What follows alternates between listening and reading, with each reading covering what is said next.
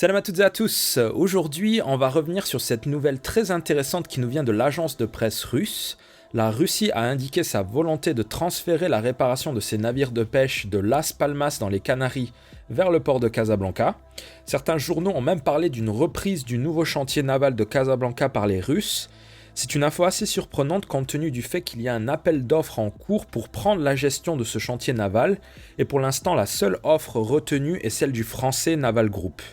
Il y a donc peut-être une stratégie de la part des Russes pour se proposer en alternative à la France au Maroc. Dans le contexte de la guerre en Ukraine, les Russes essayent par tous les moyens de convaincre les pays satellites de l'Occident de changer de fusil d'épaule et de rejoindre une alliance anti-occidentale qui s'agrandit de jour en jour. La volte-face des pays du Golfe contre l'administration Biden était assez spectaculaire. La décision de l'OPEP de réduire sa production de 2 millions de barils par jour au mois de novembre, pile au moment des midterms américains, a surpris beaucoup d'analystes politiques. C'est un énorme coup porté au leadership de Joe Biden. On a aussi vu des réactions très virulentes de la part de la Turquie par rapport aux menaces des États-Unis envers l'Arabie Saoudite après cette décision de l'OPEP. Les Américains y ont vu un coup de poignard derrière le dos de la part d'un pays qu'ils considèrent comme un allié historique. Les démocrates, comme la gauche en général, sont des naïfs sentimentaux. Leur arrogance abyssale les aveugle, ils vivent dans une bulle d'acier. Ça fait des décennies qu'avec leur Green New Deal, ils essayent de saboter l'économie des pays du Golfe en parlant de décarbonisation, et ils s'étonnent que ces mêmes pays profitent de la guerre en Ukraine pour engranger le maximum de profit. À croire qu'il n'y a que l'Occident qui puisse profiter des guerres pour faire de l'argent. Cette arrogance malsaine occidentale qui provoque des réactions hostiles dans le tiers-monde. Macron en est le parfait exemple, mais pas seulement. Récemment, le représentant des affaires étrangères de l'Union européenne, Joseph Borrell, a désigné le reste du monde comme une jungle qui voudrait envahir la civilisation européenne, ou le jardin européen comme il l'a appelé. Aux États-Unis, c'est le candidat Biden qui disait qu'il allait faire payer MBS pour le meurtre du journaliste Khashoggi. C'est le président Biden qui organisait des conférences entre soi-disant démocraties où la plupart des monarchies pétrolières n'étaient même pas invitées. Cet événement avait été vécu comme une provocation par beaucoup de pays. Les démocrates ont réussi l'exploit de se mettre à dos toutes les grandes puissances pétrolières. La Russie, qui est en guerre ouverte avec l'Occident, joue sur cette animosité des pays arabes envers les États-Unis et leurs satellites pour obtenir des soutiens dans sa guerre contre l'Ukraine. MBZ, le président des Émirats arabes unis, a rencontré Poutine pour discuter de la situation en Ukraine et des perspectives de développement économique entre les deux pays. Beaucoup de milliardaires russes ont rejoint les Émirats pour préserver leur fortune qu'ils ramènent par valises de billets. Il y a donc une vraie collusion entre les pays producteurs de gaz et de pétrole et la Russie. L'influence de la Russie est grandissante au Moyen-Orient, en Asie, mais là où elle est la plus grande, c'est bien évidemment l'Afrique, et surtout l'Afrique francophone. Cette région est une poudrière comparée au reste de l'Afrique, la partie anglophone. Les Russes se proposent aussi là-bas en alternative à la vieille Europe qui a pour longtemps considéré l'Afrique comme une chasse gardée, une réserve exclusive de ressources naturelles. Les premiers à avoir remis en cause cette hégémonie sont bien évidemment les Chinois, puis les Turcs et désormais les Russes qui ont compris que sans l'Afrique, l'Europe ne pourra pas survivre. Le marché européen est saturé, l'Europe est déjà complètement équipée en termes d'infrastructures. Les entreprises européennes sont donc à la recherche de nouveaux débouchés. En Asie, ces entreprises n'ont aucune chance face aux multinationales chinoises, coréennes et japonaises. L'Afrique reste donc le dernier continent vierge où tout reste à construire. La stratégie reste la même, proposer un programme de financement préférentiel à destination de l'Afrique pour pousser les pays du continent à s'endetter pour s'équiper d'infrastructures construites par des multinationales étrangères.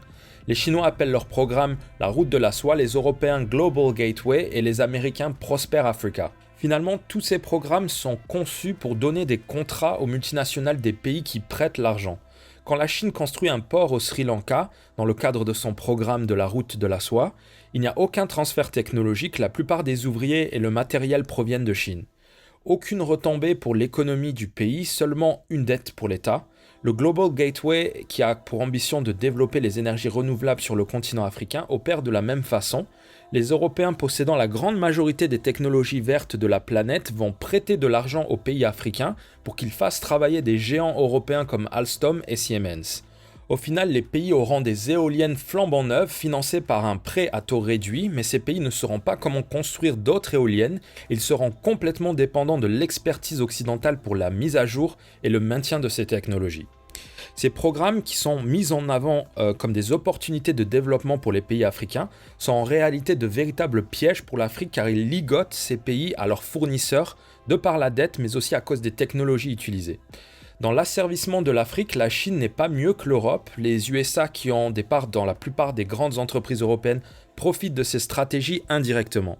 C'est pour ces raisons que la Russie peut séduire avec son discours anti-impérialiste, même si elle s'aligne volontiers avec l'empire chinois qui fait autant de mal à l'Afrique que les autres empires.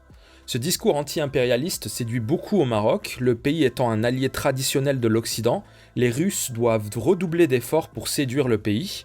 L'annonce de la Russie de faire réparer ses bateaux au Maroc vient quelques semaines seulement après une autre annonce qui a été perçue comme un choc en Europe. La Russie a approuvé un accord de coopération dans le nucléaire avec le Maroc. L'accord prévoit une coopération dans plus de 14 domaines. La Russie va assister le Maroc dans la création et l'amélioration des infrastructures nucléaires, la conception et la création d'usines de dessalement d'eau et d'accélérateurs de particules élémentaires, la fourniture de services dans le domaine du combustible radioactif, l'exploitation et le développement des gisements d'uranium, la formation du personnel des centrales nucléaires. C'est un accord de coopération assez complet qui pourrait à terme permettre au Maroc de maîtriser la conception de centrales électriques nucléaires. Cet accord a été bien évidemment très mal vu en France qui voulait profiter de son précaré marocain pour vendre des centrales nucléaires au pays. Ça explique aussi le rapprochement de la France avec l'Algérie qui est une sorte de menace à peine déguisée à l'attention du Maroc, notamment au niveau du dossier du Sahara marocain. Cependant, ces menaces ne prennent plus au Maroc, notamment grâce à la reconnaissance des États-Unis de la marocanité du Sahara et de l'alliance avec Israël. Le Maroc a un vote qui lui est garanti au Conseil de sécurité et qui lui permet de s'émanciper vis-à-vis de la France. C'est dans ce contexte que la Russie est désormais intéressée par le chantier naval de Casablanca et le Maroc peut gagner énormément avec cette collaboration. Comme je l'ai dit plus tôt, le seul groupe en lice pour remporter l'appel d'offres était le français Naval Group.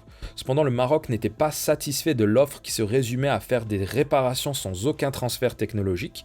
Les Russes pourraient proposer une meilleure offre pour s'attribuer les bonnes faveurs du Maroc.